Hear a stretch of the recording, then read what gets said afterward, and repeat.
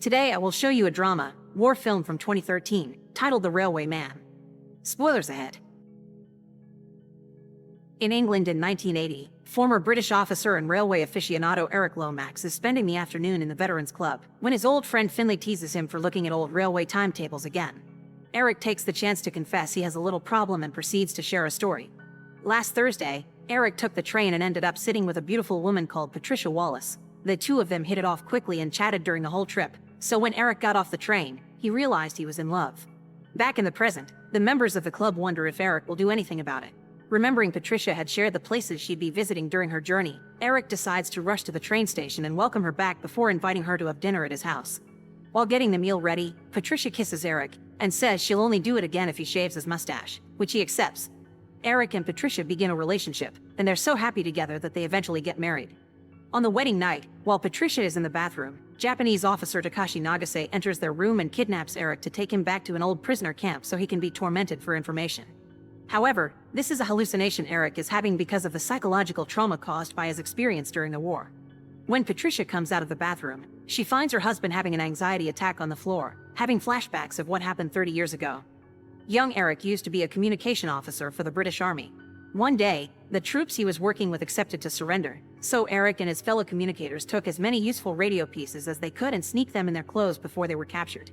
With Nagase acting as an interpreter between prisoners and the Japanese army, the British soldiers were put on a train and sent away to a POW camp near the Malay Peninsula. Back to the present, now that they're living together, Patricia begins to notice Eric's odd behavior. Sometimes he will stare at the sea or the door for a long while, even getting up in the middle of the night to do so. He also takes down the decorations Patricia had put up in the seating room after he had said they were fine, now claiming he needs things to be the way they were.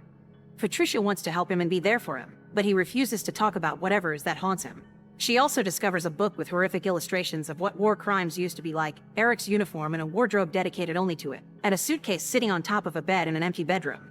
One afternoon, when the debt collectors come by their home, Eric hallucinates of Nagase again and tries to attack the men with a knife. He stops just in time, but as he realizes what he's done, Eric runs away from the house, still refusing to talk about it when his wife reminds him they can't live like this. Desperate to help, Patricia decides to follow him in the car, and that's how she finds out about the Veterans Club. After the meeting is over, she asks Finley for Eric's story, explaining she used to be a nurse so she's already seen lots of suffering. Finley doesn't think anyone can understand what they've gone through and refuses to share a story that isn't his, but when Patricia points out that Eric isn't coping and how badly he needs help to stop his suffering, Finley gives in and accepts to tell her what happened to them after they were captured. The ride to the POW camp had been hell, and they weren't even given water during the journey. Once they arrived, they discovered a huge amount of prisoners being slaved into forced labor and beaten if they dared to disobey.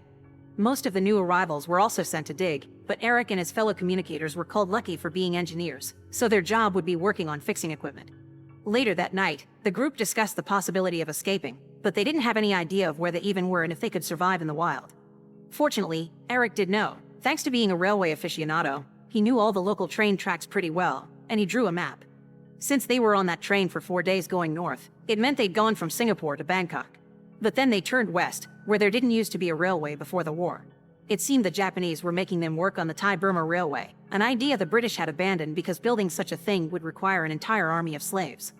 The communications team agreed to start simple and build a radio. While working under the Japanese, they would steal little pieces and sneak them out, hiding them in their clothes. The final piece they needed was a capacitor, which had been grabbed at their old camp by a soldier that was now working up in the line.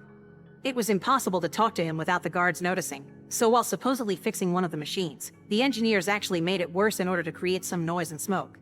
With the guards distracted, Eric could approach their friend and get the final piece they needed. By pretending to be interested in the local landscape, Eric also got to learn the name of the river, which he added to his map before hiding it in a pipe.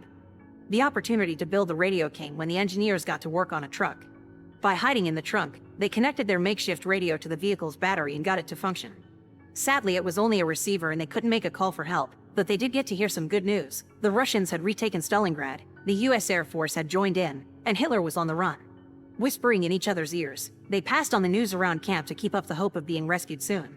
One morning, Eric noticed the Japanese looking around and gathering workers, so he tried to retrieve his map and was found red-handed. The soldiers gathered the engineers and revealed they had found the radio, so they started to beat up one of Eric's friends, intending to make him confess. That's how Eric decided to do what Finley calls the bravest thing he's ever seen, surrendering himself and taking the blame for the whole team.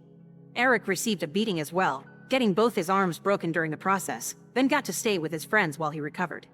After around a week, a member of the secret police together with Nagase acting as interpreter took Eric away, making him run behind them while they drove a bike. They didn't see him again until 2 weeks later, when Eric was brought back in a dismal state, but he never shared with the others what had been done to him. Now that she knows the story, Patricia tries to be there for Eric and comfort him when he's feeling down, but even turning on the radio to dance triggers him to get out of the house. Later, she goes to Finley to ask for his help, but he admits there's nothing he can do more other than the meetings, which are already taking a toll on him anyway. However, he does reveal he has found a very dangerous thing that he's hesitant to share. It's a newspaper clip that talks about Nagase's current job as a tourist guide in the very camp they were prisoners at, which has been transformed into a museum. As he also takes out a knife, Finley confesses he isn't sure if they should show it to Eric, but Patricia swears that whatever Eric decides to do, she'll be there to support him. Finley takes the newspaper clip to Eric and incentives him to seek Nagase out, but after so many years of dreaming about revenge, Eric wants to move on. He isn't a soldier anymore, he wants to be a husband, but Finley doesn't think he is being a good husband to Patricia by not working on his issues. At least one person in their group should find peace and not live in shame, so Finley wants Eric to do this for him. However, he goes too far by asking Eric what happened to him those 2 weeks that he was away, so Eric decides it's time for Finley to leave. The couple takes Finley to the station, and before boarding, he promises Patricia he'll send a message Eric can't ignore. Once he makes it to a part of the railroad that works as a bridge, Finley uses some rope to end things at last, not wanting to live with his trauma any longer. Patricia receives the news through a phone call, and Eric can guess what happened as soon as she says Finley's name. He asks her if she's happy, thinking this happened because she started to interfere. Patricia and the rest of the Veterans Club go to the funeral, but not Eric, who decides to travel to Thailand and do what Finley asked him to. He finds an older Nagase working as a guide in the very same place where Eric was kept as a slave, so he waits outside until the visitors are gone before sneaking inside and confronting his old enemy. Nagase doesn't recognize him at first, but he quickly catches on and sits down to be interrogated by Eric the same way Eric had been interrogated back then. When Eric was taken away for those 2 weeks, Nagase explained that his friends confessed they built the radio together, but Eric had been the ringleader and also drawn a map of the railway. They wanted to know who Eric had been passing the information to, so Eric tried to tell them he only drew the map because he liked trains and the radio was only a receiver that had no way to transmit messages, but they didn't believe him, so he was kept in a small cage outside with other prisoners. Every now and then, they would take him to interrogate him, but since he wouldn't change his answers, they began using harder methods to get him to confess, like extreme beatings and starvation. Back in the present, Eric is trying to get Nagase to admit he'd been part of the perpetrators instead of saying he had only been an interpreter. This is what kept him alive when the British Army finally arrived to rescue its men. Nagase told them he had only worked as a translator, didn't take part in the beatings, and wasn't part of the secret police, so he was spared from justice.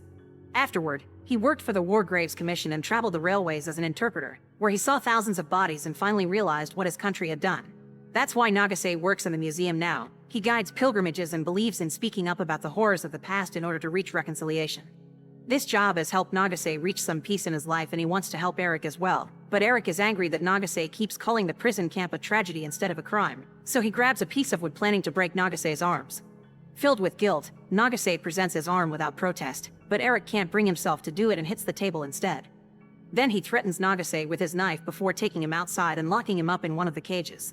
Eric begins preparing water and a hose, but as his own memories begin haunting him again, he drops the things and enters a room at the back of the building.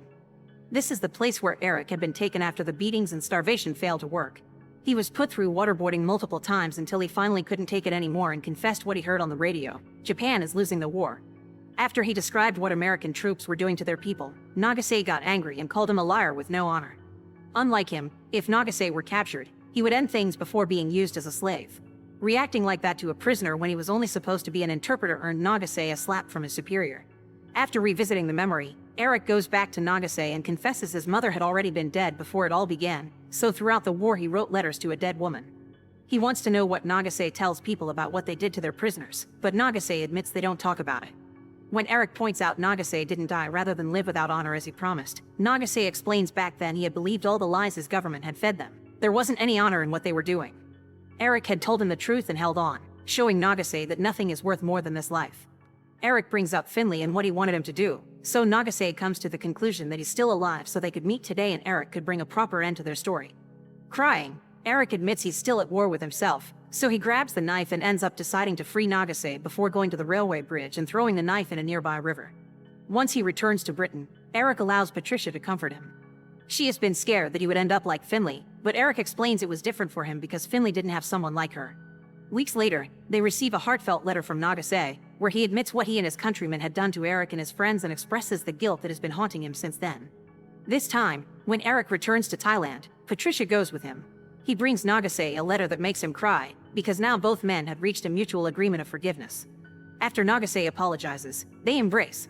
The real Eric Lomax and Takashi Nagase became close friends and remained so until Nagase's death in 2011. Eric died at the age of 93 in 2012 with Patricia by his side.